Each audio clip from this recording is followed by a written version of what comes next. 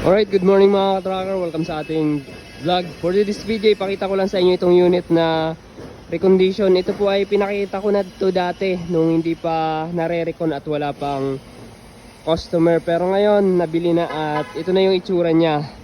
Ayan po, Isuzu Elf NKR 4HF1 6-wheeler 4x2 5 stud. Naka close van 14 feet na composite po yung van niya. Ayan, makinis, maganda. Ayan po yung itsura niya. Naka-relocate din yung air cleaner. Tapos naka-upholstery na yung mga upuan. Naka-floor matting. Floor matting na po yan. And then brand new dashboard. Na-detailed na rin yung loob.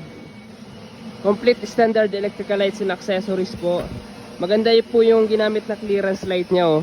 Ito po ay matingkad. Brand new battery 2SM. Sa mga gulong surplus Japan. Urig po dito sa unit. Ito po yung itsura. May single running guard na bended type. And then yung pinto po niya, yung door lock, hinges. And then meron pa siyang rubber bumper. Tapos naka stainless tail light guard. And then dito naman sa loob naka plywood panel palibot. Tapos checkered yung kanyang steel plate sa flooring. Ayan po yung mga lock, magaganda. May plaka na nakarehistro. So ginagawa pa ng ating fabricator pero malapit na rin itong matapos. Pinalagyan po niya ng rubber damper. Ayan, rubber bumper.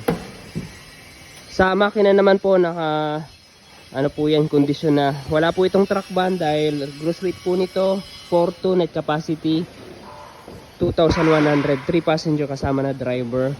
Ayan po yung itsura, color white, fully repaint, urethane paint yung ginamit.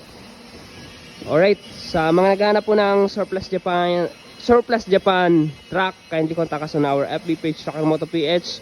Shoutout po kay Sir Gillian na nakabili nito, George Gillian. Shoutout po sa inyo.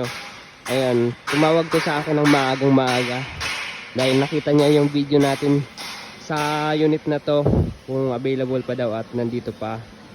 So available pa kaya nakuha niya agad, pinunta niya agad ng tanghali. All goods na yan. Sa ayan, di pa nakakapalo sa ating FB page, Trucker Moto PH, paki-follow na. And then meron tayong YouTube channel, mag-subscribe na rin kayo. Maraming salamat, God bless, bye bye.